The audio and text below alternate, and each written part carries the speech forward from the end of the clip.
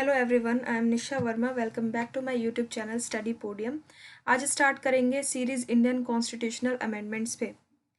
Okay, तो सबसे पहले हम ये मेरे चैनल का logo study podium. Okay, constitutional amendments की बात स्टार्ट कर रहे हैं। फर्स्ट अमेंडमेंट है 1951 में आया था। ओके, वन बाय वन इसके पॉइंट्स देख लेते हैं।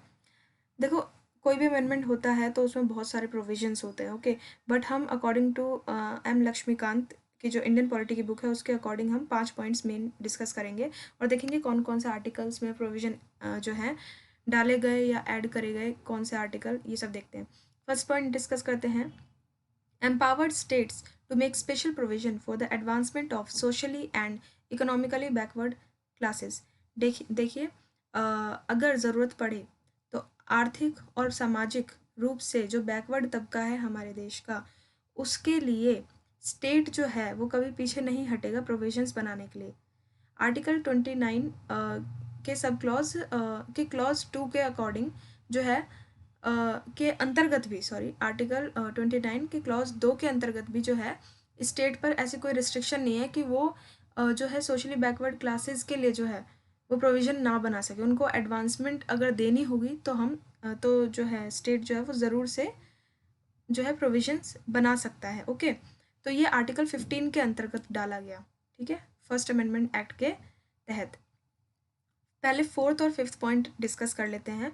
फोर्थ पॉइंट है 3 grounds of restriction on freedom of speech and public order. यहाँ नहीं आएगा, यहाँ पर आएगा freedom of speech and expressions. Okay, तो ये जो है आर्टिकल 19 के अंतर्गत, ठीक है, डाला गया, अमेंड किया गया, ये प्रोविजन डाला गया। ओके, 3 बेसिस पर, ठीक है, 3 ग्राउंड्स पर जो है रिस्ट्रिक्ट किया जा सकता है freedom of speech and expressions को, ठीक है।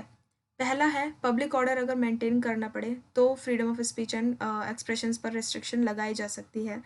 किसी फॉरेन स्टेट से फ्रेंडली रिलेशंस को मेंटेन करना हो या फिर डिसेंसी मोरालिटी को मेंटेन करना हो, ठीक है, तो जो है रिस्ट्रिक्शन लगाए जा सकते हैं freedom of speech and public orders पर, एक्सप्रेशन पर, ठीक है। फिफ्थ पॉइंट देख लेते हैं, ये भी अगेन आर्टिकल 19 के अंदर डाला गया है ये प्रोविजन। इसमें देख लेते हैं, provided that state trading and nationalisation of any trade और business by any state is not to be invalid.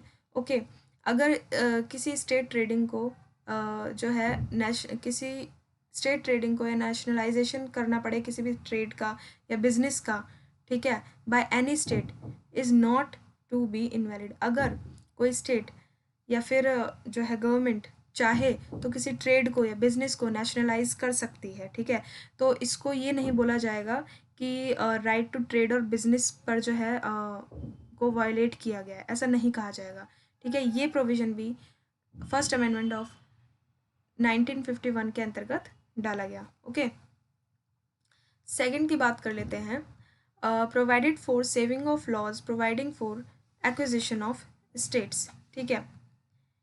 इसको ज़रा हम देख लेते हैं थोड़ा ढंग से।